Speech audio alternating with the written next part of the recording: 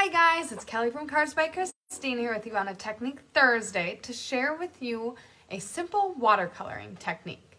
So, I'm showing off here the alternative paper pumpkin card that I made this last week after our Monday night paper pumpkin class. When we do paper pumpkin, we always show off an alternative, and this one was especially important to me because the kit was more kiddish based.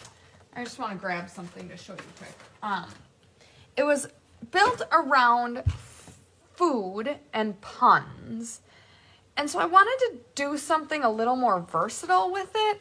So I used the cherries from the stamp set. So when you get a paper pumpkin, you get an exclusive stamp set with it. And I liked the stamps. I liked the kit in general. It didn't blow me out of the water, but it wasn't bad by any means. But like I said, I just wanted to do something maybe a little bit more versatile with it. So this is the card that it ended up making in the end. And I'm going to show you how I made this background. So I took the stamp, the cherry stamp, and I stamped it in basic gray. On the sample card, I learned a couple things from the sample card, so I'm not going to make the rest of them exactly like it, but I did stamping on and stamping off, which is another technique. I didn't love how it turned out, so I'm just going to do all of the stamped images on this card at first strength. So there's one thing that I'm going to do differently right off the bat. And another thing that I'm going to do differently when I make more of this card is the cutting board. I'm going to do in crumb cake instead of soft suede. I think that's just a little too heavy. So just another thing I'm going to be doing slightly modified. But essentially all I'm doing here is stamping a bunch of cherries onto the background.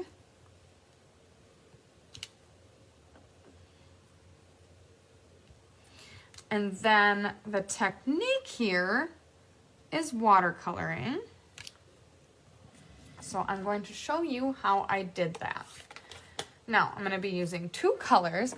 One thing that I think is wonderful about Paper Pumpkin is the kit itself comes with everything you need to make the creations included in the kit. So you get the ink, the stamps, the card stock supplies, the embellishments, the adhesives, all that good stuff. It's all cut or proportioned so that you have exactly what you need. But the more and more I do Paper Pumpkin and the more and more I subscribe to it, literally, I'm a monthly subscriber, the more I am appreciating some of the finer elements to it. So like for instance, for me, this alternative card, 100% based off of the kit. I went and looked at the back. It tells you the coordinating Stampin' Up! Colors. I totally used that to inspire the color scheme for this card. So Pool Party and Poppy Parade. And then I was like, oh, I wonder what color I should color the leaf. And I'm like, well, what green did they use?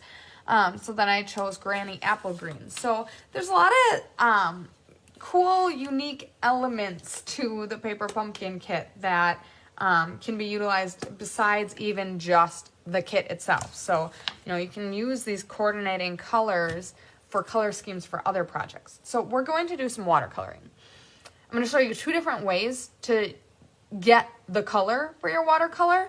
The first is to squeeze your pad. So at the bottom of this layer is a foam pad that when you squeeze pushes against the bottom of the pad to put a well of ink, and sometimes you got to give it a good squeeze. The only reason I did that was because Chris already had done this to her pad.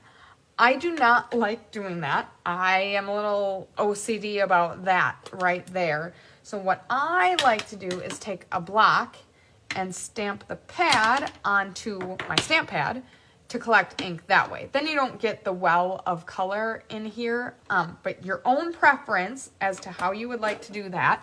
The benefit to this, I will say there is a benefit to that, is that ink stays there. So like when I'm done with this, anything left on there gets rinsed off and is junk. So there is a benefit to doing it this way, but I just can't bring myself to do it that way. So I'm using our aqua painters, or water painters, I think they're called these days. And if you squeeze the barrel, it brings water down into the bristles, and if you squeeze it hard enough, it drips some water out. So that's how I'm going to be getting the color. Then I'm going to take it onto my paper. Now, you could use a multitude of different papers here.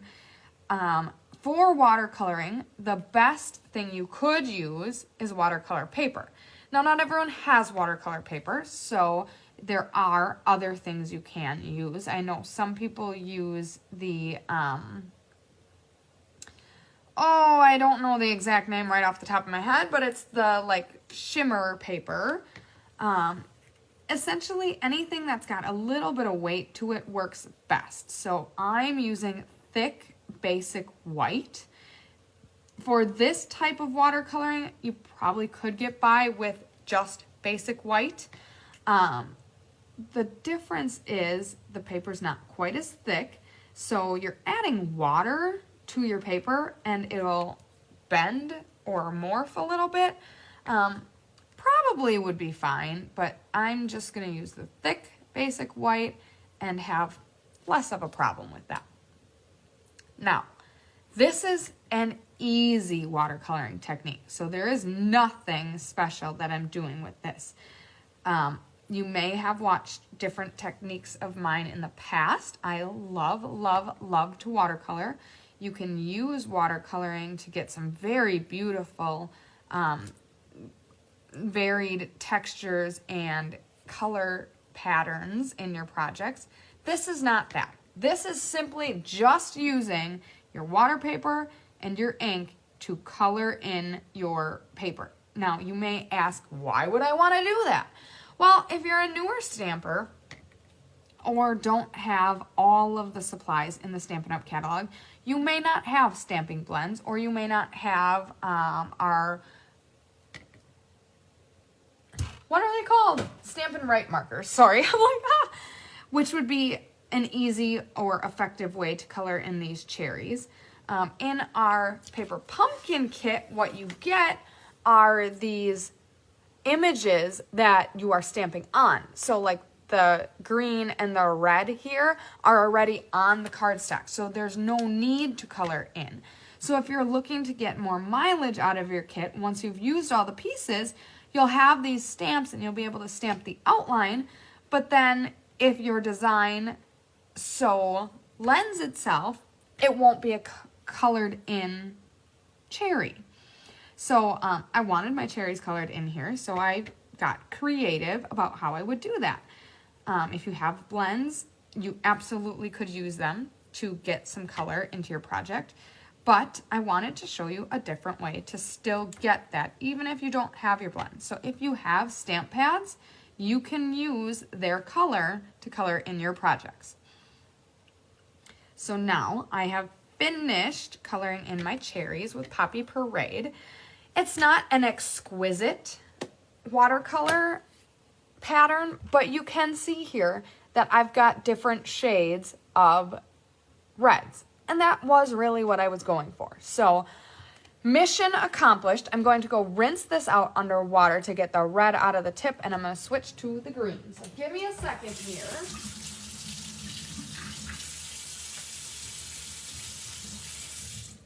As I do that, then I'm going to switch to the green. Very minimal amount of green needed here. Just a little bit to color in all those leaves. And that is how you're going to accomplish the easy watercoloring look. Then the rest of my card, I'll walk you through real quick here. I love this layout. Might be a layout you want to keep in your arsenal. The rest of the card is super simple. Where'd I put it? Here we go. I used the What's Cookin' stamp set to stamp the sentiment, sending you a dash of kindness and a spoonful of love. And then I used the corresponding dies, which are the What's Cookin' dies, to cut out the cutting board, the whisk, and the spatula. Color scheme here is Pool Party, Poppy Parade with a splash of Granny Apple Green and Basic Gray. And then I stamped some corresponding imagery from the paper pumpkin, which says, "You are cherry sweet," and the cherries on the inside. So I love the fun cheeriness of the card. And I like how I kind of incorporated some things from our annual catalog. So What's Cooking, the bundle, is from our annual catalog. And it includes some imagery that, ironically, has a watercolor look to it.